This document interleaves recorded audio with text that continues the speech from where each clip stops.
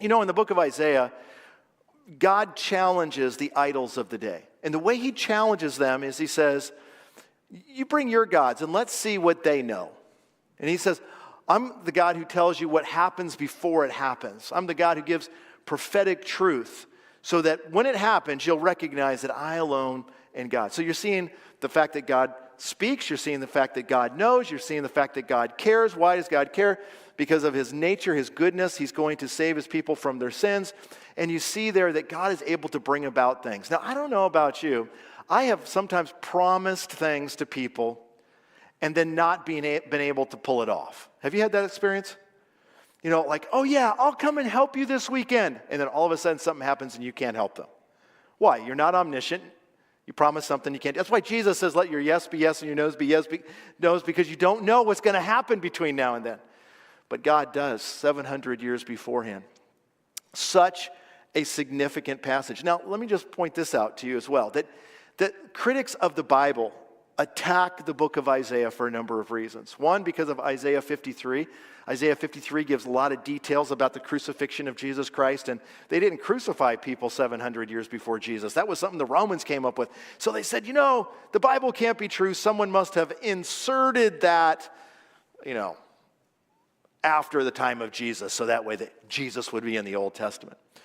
But the other thing they do in attacking the book of Isaiah is they say, this word virgin, Alma, cannot, you know, be a virgin. I mean, that's impossible. How many of you know virgins don't have babies? Right? That's impossible. So it must mean a young woman. Well, let me ask you a question. Is it much of a sign for a young woman to have a baby?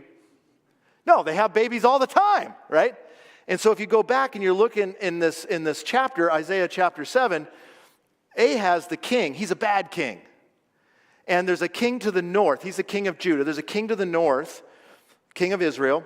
And then above him is the king of Damascus. And they get together and say, hey, let's kill Ahaz and we'll put a puppet king there. Problem is that Ahaz didn't trust God, and so he decided to make a pact with a guy by the name of Tiglath-Pileser III in Assyria. And so that's over like in Iraq area along the Euphrates River. So he makes a deal with him, and he's going to come and attack him. And God sends the prophet Isaiah and says, you don't need Tiglath, you need me. And tells him not to be afraid. And he says, pick a sign, any sign you want. You pick a sign, and I'll do it just so you know that I'm going to protect Judah from the king of Israel and the king of Damascus. And he says, oh, I'm not going to do it. He pretends to be pious.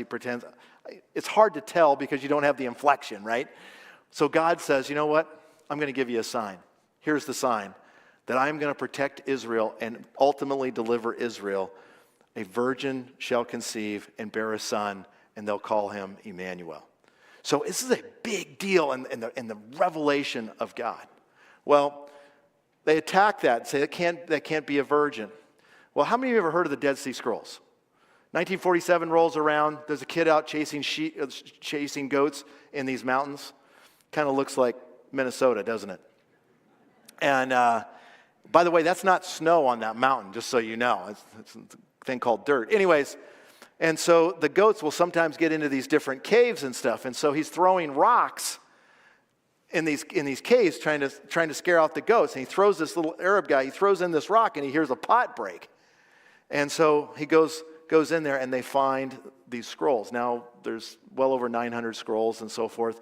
And people will tell you all about them. And most of the time there's nothing really that significant about them, except when it comes to the Bible stuff.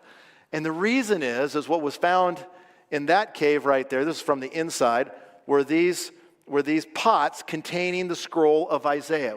It's basically a complete manuscript of the book of Isaiah, and it's kept in the shrine of the book in Israel. And this is the actual scroll, and it wraps all the way around, and so you can read the scroll. It's amazing. It's amazing for several reasons. Because it dates back 125 years before Jesus. And you know what chapter it's got? Isaiah 53, the death of Jesus in there. Oh, the critics were wrong. But Alma is there, and so it's like, well, it's just Alma. It could be a young woman, you know. And yeah, it's not such a great big sign, but God's not that big. Really?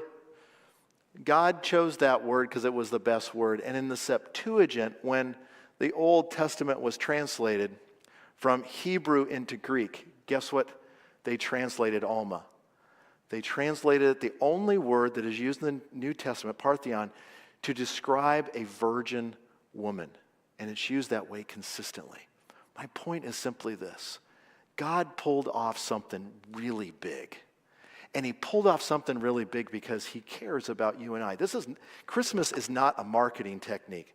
And I realize you and I are just bombarded. We're bombarded with the ads from television, from radio, on our phones. I mean, how many of you get phone ads and you're sick of them? I am. I mean, could someone just shoot my phone, please? It's just bombarded everywhere you go. Everything that you see, bombarded. Marketing. But here's the bottom line. God's not marketing anything, and he's got the one thing that we really need, and that's salvation in Jesus Christ. You know what?